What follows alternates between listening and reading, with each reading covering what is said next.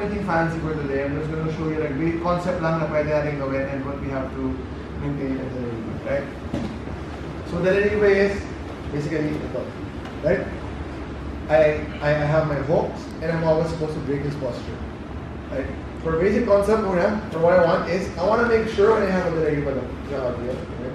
So here, look, if he has his foot by my hip, pag ganito yung foot niya by my hip, look, naturally mababaw yung the hook that I have, right? So mababaw yung grip ko.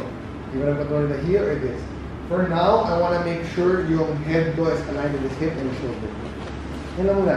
So from here, how do I adjust? So from here, I can use my shin on his knee or and adjust. Kung gusto ko yung foot niya, it's right here underneath my butt. Or kung pwede ko upuan, much better. Right? As I control it, pwede ko upuan. Look at my hook, automatically, mas malalim. Right? So also the deriva, to break ang goal niya, okay? Ang goal ng opponent mo is to point his knee outwards. Ayan ang gusto niya. Ikaw naman, ang ginagawa mo, gusto mo yung knee niya, naka-torque pa loob. Right? Or hip torque. So paano natin gagawin yun? From here, we chop. We chop. Yes. Kasi as I chop it, I'm making it face and tinotorque yung tuhod ko. Pinapaharap ko siya that way. So siya, pinipilit niya hamarap this way. Yes. Hindi yung laban for the deriva. Right? What I said, pag lumabas, so gusto ko outside ako lagi. Lama ako. Nandito siya sa may back area ko. Next is, look, my foot. This foot, when it's a tie, but for now, I want to put it sa hip. Sa may hip style, natin ipupwesto. Right? Sa may hip. As I chop, ang goal is, I always break his posture. Ang goal of the deriva is basically, gusto mo sira yung posture niya. Right? As you chop, break his posture, gusto mo, yung kamay niya, pumunta sa lap. Yan ang goal mo. That's why you're pulling, pushing, yan ang goal mo. You're always trying to get his hands. Pinapunta mo yung kamay niya sa hands. Right? So for now, I have this. Chop, I get my grip. I'm breaking his posture. Look. Yung paa ko, lalagay ko sa hip niya. I'm just gonna kick out, kick, yan. Look. Pag nag-tiptoe sa siya, yan. Mahuhulog ko siya from there. Right? So I can use that.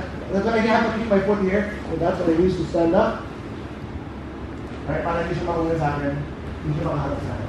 So basic na gagawin natin. So from here, yes, look, from here.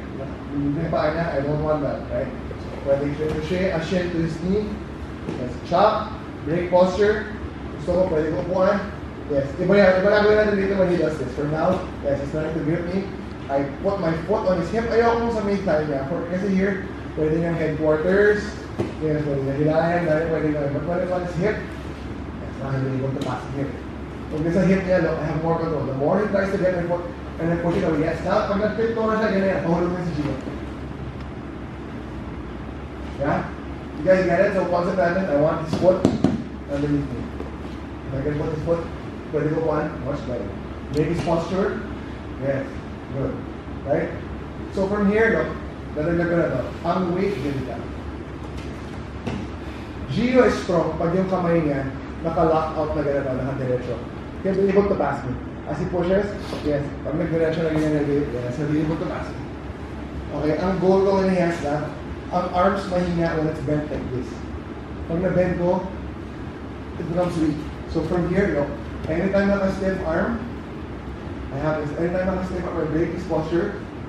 Look, I want to bring my knees up. Kahit ito, inaangat yun ito. See that? Inaangat ko yung tuhod ko. Yan, pag sila yung posture niya. Then I keep with my hips. So anytime yung arms, pag ganito, it's strong. Right? So ang goal ko, I bring up my knees, I break his posture para wala siyang way to base or to balance, right? You guys got it? 1, 2, 3, set. Exactly, kanina. With Jeno. Other guys, ang galing, ito yung gusto niyang gawin. Yung hip niya, yung foot niya sa hip mo. Kasi malalim na be able to, yes, may control siya. Right? And tayo, we're fighting naman to get him here. Right? Let's say, si Gio has this, yes. Right? So what I want to do is I want to make sure if I have the pant leg, or I can grab the heel, right? I can grab this. I want to make sure this will always be connected to my hip.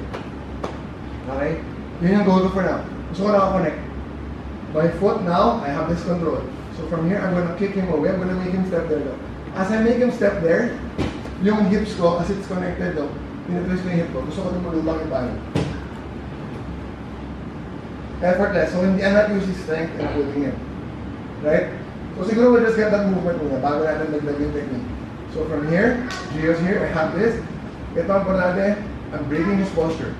I twist, I kick his foot, I make him step back, and I twist my hip. So, floating na yung paa niya. Okay, wala siya sa back. That's what I want. Okay? 1, 2, 3. The goal is malapit ko yung elbow ko sa hip. Better. Diba? Hindi ko siya hinihila pag ganito. So, yung posture, dito. Itong elbow ko, malapit sa hip, or I can pull it down to the ground much better. So, from here, like I said, dito pwede rin transition, pero mas nagagalaw man na rin yung paa. I want it here sa heel. I prefer. Hindi naman man dito. Prefer ko lang dito. So, when I kick him away, ginangat yung hip ko. Right? It's my hip na nagpapalutang sa akin. From here, no. There's two ways I can sweep him. Pwede kong abutin yung forehand. Minsan sobrang layo, ang hirap kunin. Right? For now, ito kukunin ko. Okay? Yung sa may sakto by the elbow. I wanna keep this. I'm planting it and making it heavy. Yes, hindi ko siya kailangan itulak. I'm just keeping it heavy. Look, well, tulak ko yan, susubsub si Gio. But for here, look, I'm just controlling the elbow. Itong paa ko, look, I'm just gonna straighten it. Dinidiretso ko lang siya sa kick lang, look. From here, look, yung paa ko, nandito pa rin sa hip. After tapos I just grab the hip or the belt. Itong kamay, never pigit ako ito ha. Pero naka-base ako sa elbow ko. From here, I step back. Sinushoot ko si Gio. Right? Hindi ako parang naghahabol. So, sinushoot ko siya sa tips ko mismo. So, from here, break the posture, kick. Yes. Ito yung nakuha ko. Okay na. I let go. Straighten ko yung leg ko. I use my knee also. Yung knee ko, nandun sa may likod ng tuhod niya. Kita niya? Ang goal ko, dumikit to sa mat. From here, base, grab the hip, step back. Get the back from here. One, huh? Yeah? Okay, one more or okay na? Okay, 1, 2, 3. Just to show you, parang na meron kayong, from here, I grab him. Ito yung unang from here, I bring out. Hindi naman yung unang natin talaga niya kami eh. Ito na meron right back. So, if he steps with that, nakatwist pa rin hip ko.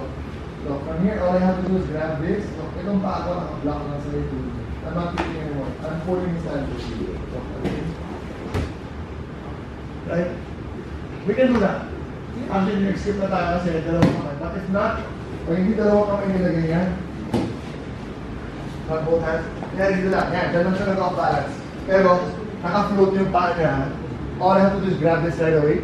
Look, yung foot ko, just go, it blocks lang. Blocks, and then pull in this. Get my pass from here. It's nice, right? It's all connected, yung technique natin. Whatever hand you put down, like what I said, on the Deriva, you're forcing them to put their hands on the mat. So whichever hand you give, kung yung hand mo nang bumaba, go for that attack. Right? So syempre, you're gonna try to pull it, and then defend with that one, we're gonna go to the next. Okay? Let's go, let's try it now. 1, 2, 3.